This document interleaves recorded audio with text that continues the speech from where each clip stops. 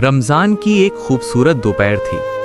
सुबह की ठंडक अब हल्की सी धूप में बदल चुकी थी। घर के अंदर सुकून था। हर चेहरा शांत और खुश नजर आ रहा था।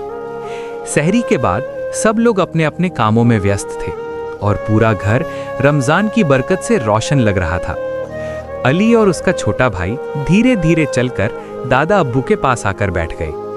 अली ने मासूमियत से पूछा, दादा अब्बू, रमजान क्यों आता है? दादा अब्बू मुस्कुराए। उनकी आंखों में मोहब्बत थी। वो बोले, बेटा, रमजान अल्लाह का बहुत प्यारा महीना है। इस महीने में हम रोजा रखकर सब्र, इबादत और अच्छे काम सीखते हैं। फिर दादा अब्बू ने कहा, आओ मैं तुम्हें एक बच्चे की कहानी सुनाता हूँ। दादा अब्बू बोले, एक बच्चा था जिसका नाम अहमद था। रमजान का पहला हफ्ता था और अहमद ने रोजा रखना शुरू किया। सुबह सहरी के बाद अहमद बहुत खुश होता। वो मुस्कुराकर कहता, मैं अल्लाह के लिए रोजा रख रहा हूँ। दोपहर के समय जब धूप तेज होती, अहमद को भूख और प्यास लगती, लेकिन वो कभी शिकायत नहीं करता। वो अपने आप से कहता, रोजा सिर्फ भूख का नाम नहीं है, रोजा सब्र का नाम है।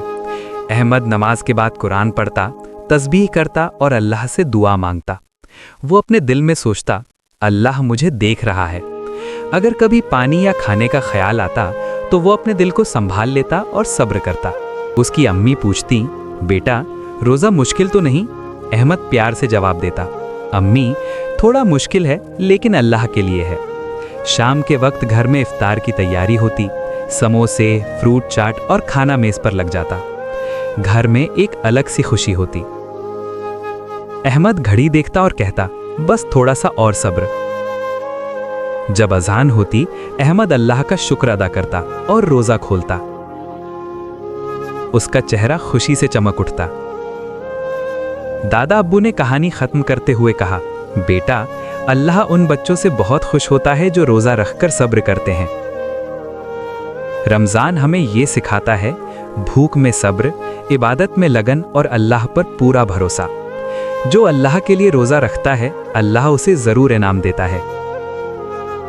अली मुस्कुराते हुए बोला, दादा अब्बू, मैं भी रोजा रखकर सब्र करूंगा।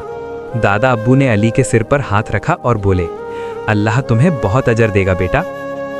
अगर आपको हमारी ये रमजान की कहानी अच्छी लगी हो तो लाइक जरूर करें, अपने दोस्तों के साथ शेयर करें और हमारे चैनल को सब्सक्राइब करना ना भूलें, ताकि हम आपके लिए ऐसी और प्यारी कहानियां ला सकें।